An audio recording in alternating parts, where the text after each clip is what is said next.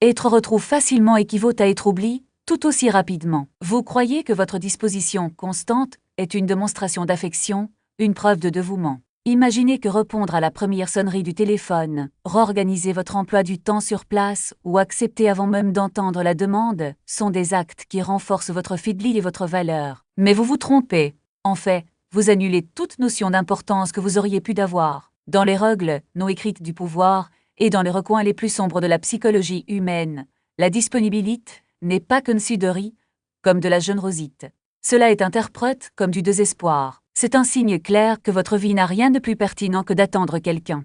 Et le monde traite ce qui est abondant avec indifférence, alors qu'il réserve du respect pour ce qui est rare si vous vous sentez utilisé. Si vous sentez que vous êtes se traite comme acquis, comme une ressource, et non comme une priorité, ce n'est pas parce que vous n'avez pas assez d'onnes, c'est parce que vous avez trop d'onnes, sans critre, à des gens qui n'ont jamais mérité d'avoir accès à vous. Le moment est venu de fermer les portes. Niccolò Machiavel, le penseur derrière les stratégies les plus impitoyables, a compris une vérité brutale sur la nature humaine que la plupart peuvent ignorer. Les gens sont motivés par deux impulsions fondamentales, l'amour ou la peur. Mais il a fait une mise en garde importante. L'amour est volatile, il s'effondre au premier changement de convenance. Le respect, en revanche, se construit sur la peur des conséquences. Aujourd'hui, nous allons pratiquer une chirurgie psychologique. Supprimons les conditionnements qui ont fait de vous quelqu'un de prévisible, toujours disponible, et, à sa place, nous installerons ce que j'appelle la violence des limites. Il ne s'agit pas d'être impoli ou cruel, il s'agit d'atteindre un nouveau niveau de statut grâce au retrait stratégique de votre présence. Je vais vous montrer comment partir sans dire un mot. Je vais vous apprendre l'art de la retenue élégante. Et en fin de compte, vous comprendrez pourquoi les personnes les plus puissantes dans n'importe quel environnement sont précisément celles que personne ne peut facilement atteindre. Mais soyez prêts, lorsque vous cesserez d'être aussi accessible, ceux qui en profitent de votre absence de limite paniqueront. Ils rigeantent. Ils essaieront de vous ramener dans le rôle de serviteur. Vous devez être prêt à rigueur, car celui qui se plaint de son absence révèle exactement qui exploite sa présence. Comment compare le principe de base de la psychologie humaine, régi par les lois de l'offre et de la demande.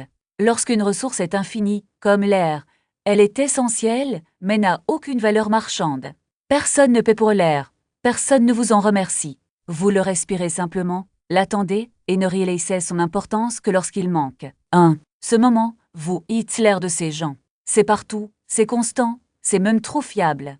Et justement, parce qu'il était toujours preuse, il ne le voyait plus. Machiavel a écrit dans Le Prince que la familiarité engendre le mépris. Cette phrase est souvent répétée, mais peu de gens en comprennent le véritable sens. Plus vous devenez accessible, plus cela semble courant et prévisible. Lorsque vous êtes toujours disponible, vous éliminez tout mistre sur vous-même. Montrez toutes vos cartes. Expliquez clairement que votre temps ne coûte rien. Pensez à la dernière fois que vous avez acheté quelque chose de cher. Une montre de luxe, un sac de crier et tueur, une réservation dans un restaurant exclusif. Pourquoi cela semblait-il précieux? Parce qu'il y avait des obstacles. Il fallait attendre, payer un prix, gagner le droit d'avoir cela. La barrière à l'entrée de ce qui crie la valeur de l'expérience. Maintenant, regardez vos relations.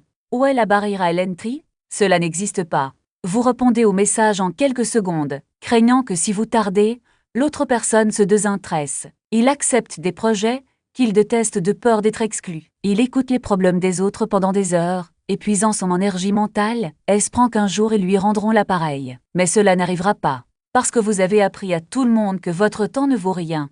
Vous avez fixé le prix de votre attention au niveau le plus bas possible, et le marche. Vos amis, votre famille, votre patron paie simplement ce que vous facturez. C'est la première vérité difficile que vous devez accepter. Vous n'êtes pas victime de l'égoïsme des autres.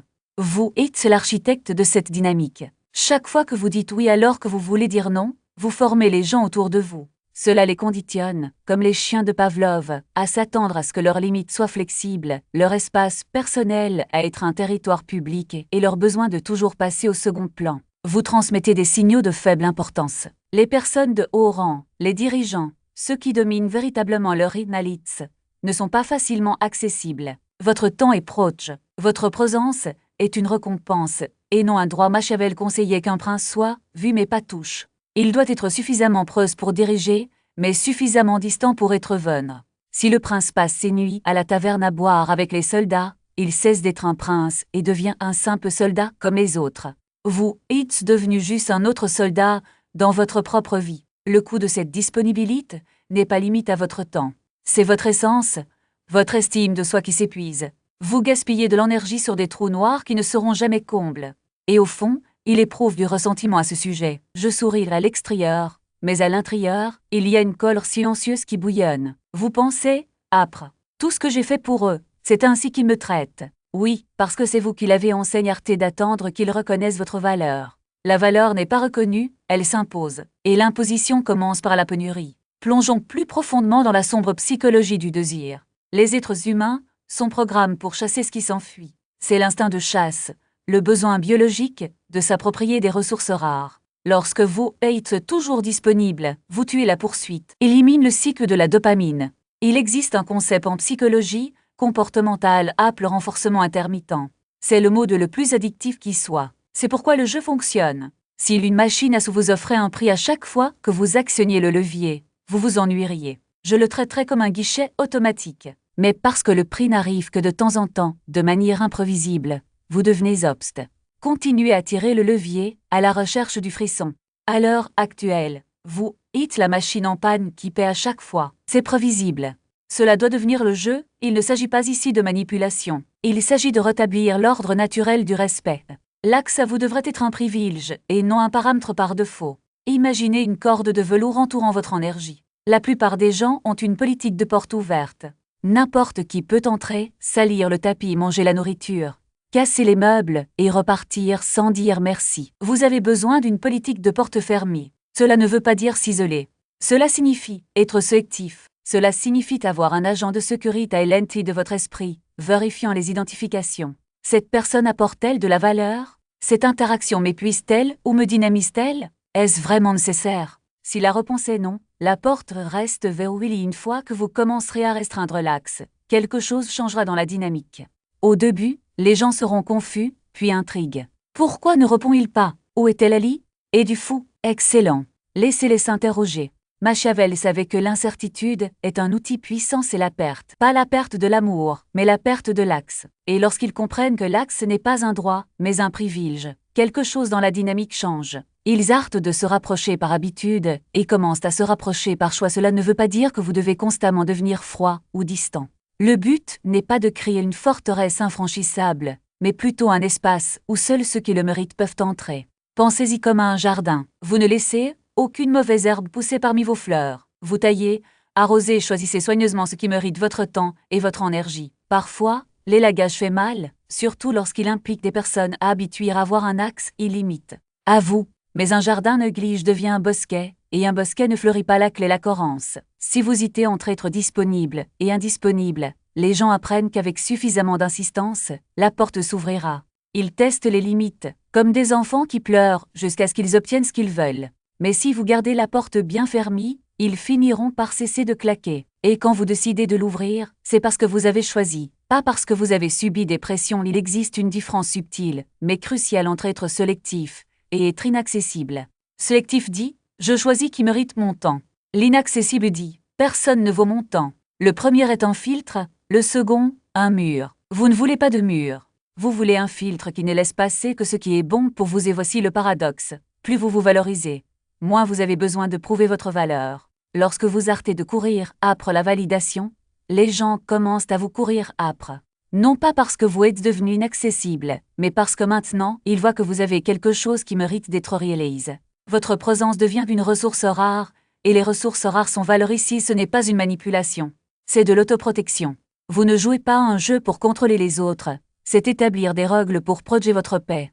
Les gens peuvent appeler cela de l'égoïsme, mais un égoïsme sain est simplement le refus d'être un tapis. C'est comprendre que vous n'existez pas pour servir, mais pour vivre, et quand quelqu'un franchit enfin le filtre et entre dans votre espace, la dynamique est différente. Il n'y a plus le sentiment d'obligation, de « je dois être ici ». Au lieu de cela, il existe un choix conscient. Je veux être ici. Et ce choix est ce qui transforme une interaction ordinaire en quelque chose de significatif. Mais rappelez-vous, ce processus n'est pas linéaire. Il y aura des revers, des moments où tu céderas, où tu redeviendras l'ancien toi, celui qui a dit oui par peur de te plaire. Ne vous blâmez pas, le changement est un muscle, et les muscles font mal avant de devenir forts. Chaque fois que vous vous affirmez, vous renforcez ce muscle.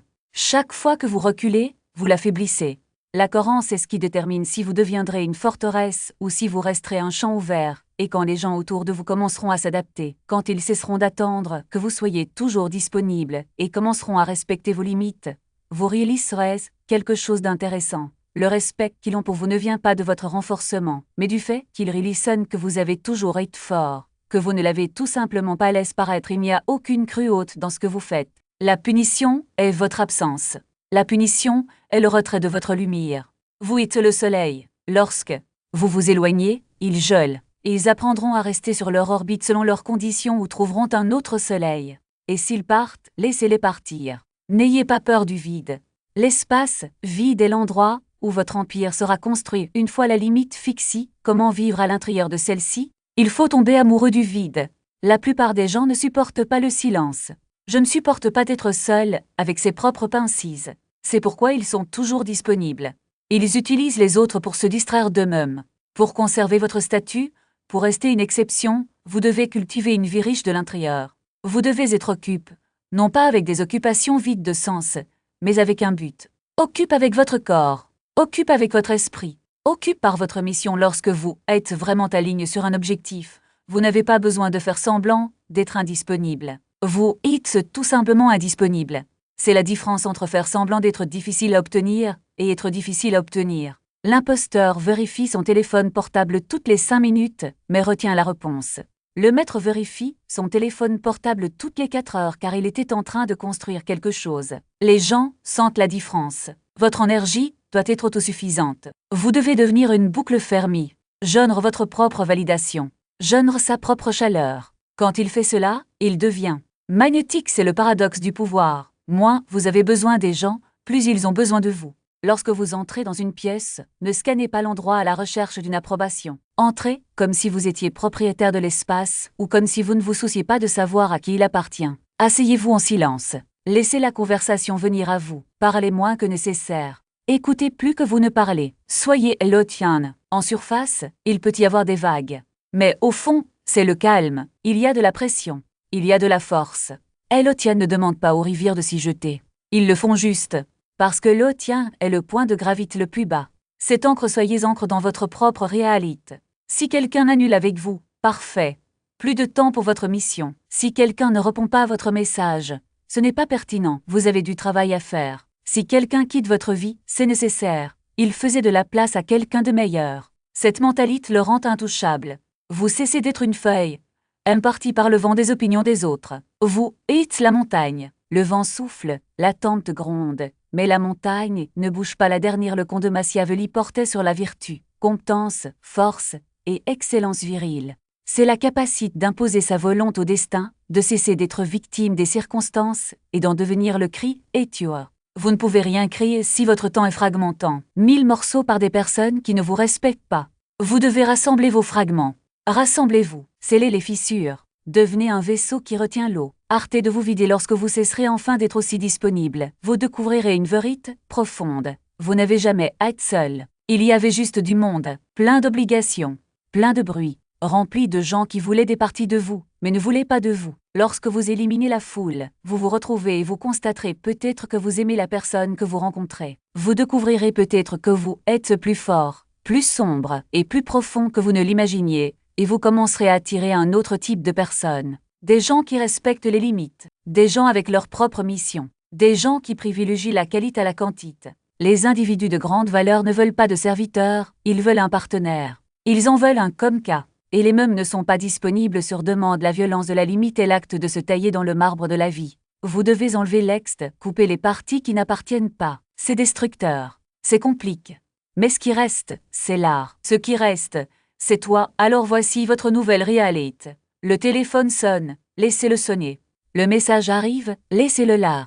La commande est passée, évaluez-la en fonction de votre objectif. Si cela ne sert pas l'empire que vous construisez, la réponse est le silence ou un non poli et froid. Vous êtes le prix. Agissez comme cas, mais cela nous amène à un nouveau danger. Une fois que vous avez repris votre pouvoir, une fois que vous êtes devenu la montagne, vous devenez la cible d'un autre type de prédateur, celui qui aime les défis, celui qui veut conquérir la forteresse juste pour prouver qu'il en est capable. Comment pouvez-vous distinguer ceux qui respectent votre pouvoir de ceux qui veulent le voler? C'est une carte que nous devons dessiner dans le noir. Si vous êtes prêt à parcourir ce chemin, si vous en avez assez d'être la personne gentille qui est toujours là ici, pour compte. Si vous êtes prêt à adopter l'obscurité thérapeutique, alors vous savez quoi faire. Il ne suffit pas de s'inscrire, c'est passif. Rejoignez la commande. Cliquez sur le bouton. Activez la cloche. Et dans les commentaires, écrivez une phrase. Une déclaration de guerre contre vous-même. Écrivez « Mon axe est gagne ». Dire, croire. Faites en sorte que cela compte. La porte est fermée. On se voit dans l'ombre.